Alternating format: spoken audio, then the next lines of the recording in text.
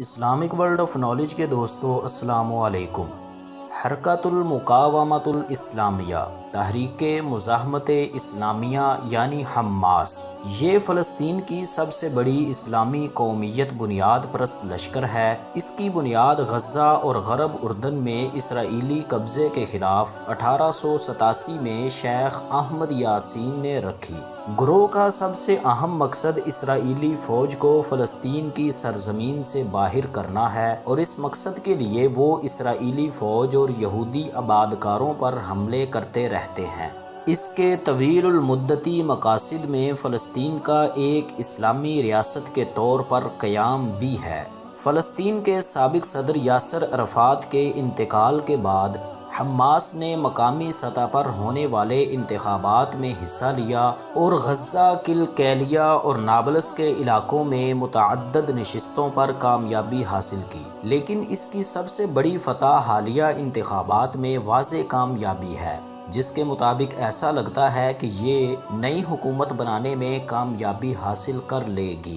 فلسطین کی اس پرانی تنظیم کے سیاسی اور عسکریت پسند بازو موجود ہیں۔ تنظیم کے کئی نامعلوم سرگرم کارکن تو ہیں ہی، اس کے علاوہ ہزاروں حمایتی اور ہمدرد بھی ہیں۔ دسمبر 2002 میں غزہ شہر میں حماس کے قیام کی 15ویں سالگرہ کے موقع پر ہونے والی ایک ریلی میں 40,000 سے زائد افراد نے شرکت کی تھی۔ اس جلسہ سے خطاب کرتے ہوئے تنظیم کے رہنما شیخ احمد یاسین شہید نے 2025 تک اسرائیل کے صفحہ ہستی سے ختم ہو جانے کی پیش گوئی بھی کی تھی۔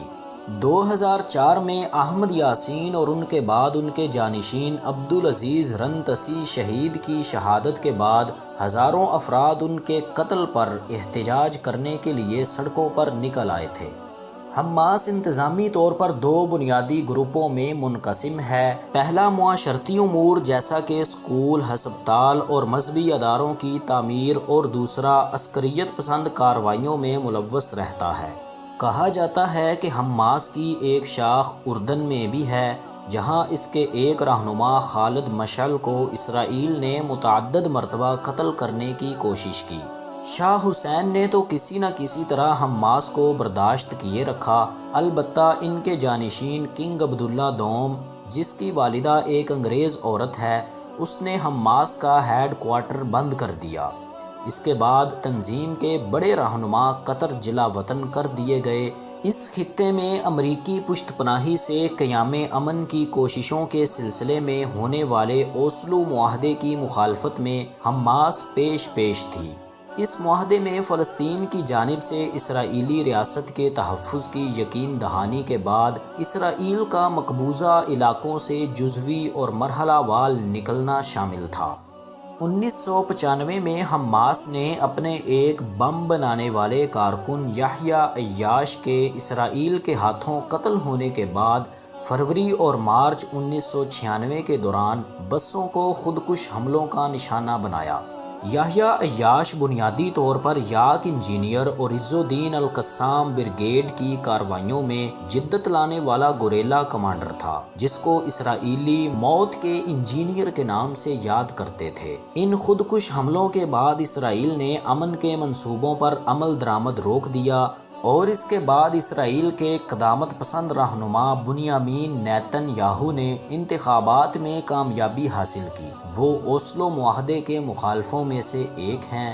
حماس نے مہاجرین کے لیے کیمپ اور گاؤں میں شفا خانے اور اسکول قائم کیے، جہاں فلسطینیوں کا علاج کیا جاتا تھا۔ اس وقت فلسطینی PNA کی بدعنوان اور نااہل حکومت سے مایوس ہو چکے تھے، اور ان کی اکثریت نے حماس کے خودکش حملوں پر خوشی کا اظہار کیا، اور ان خودکش حملوں کو اسرائیل سے انتقام لینے کا سب سے بہتر رستہ جانا جاتا تھا۔ اپنی پالیسیوں کی وجہ سے حماس نے 2006 کے انتخابات میں شاندار کامیابی حاصل کی۔ 2006-2007 میں حماس اور الفتح نامی دوسری تحریک کے درمیان اختلافات کافی شدت اختیار کر گئے، اور اس طرح فلسطین میں ایک نئی خانہ جنگی کا آغاز ہوا۔ دونوں جماعتوں کے درمیان مفاہمت کی کئی کوششیں ہوئیں، لیکن ان میں ناکامی ہوئی۔ آخرکار صدر محمود عباس نے، جن کا تعلق الفتح سے ہے، جون 2007 میں حماس کی جمہوری حکومت کو توڑ کر اپنی خود ساختہ کابینہ اور وزیر اعظم ہونے کا اعلان کر دیا۔ ایسا کرتے وقت محمود عباس کو امریکہ اور اسرائیل دونوں کی مدد حاصل تھی۔ حماس کو انتہائی زیادہ محافظ، قدامت پرست، اسلام پرست کے طور پر جانا جاتا ہے، اور ان میں اکثریت پسند، سماجی خدمات، اسکول، کلینکس، فلاح و بہبود تنظیمیں اور خواتین کی گروہوں کا ایک بڑا نیٹ ورک شامل ہے۔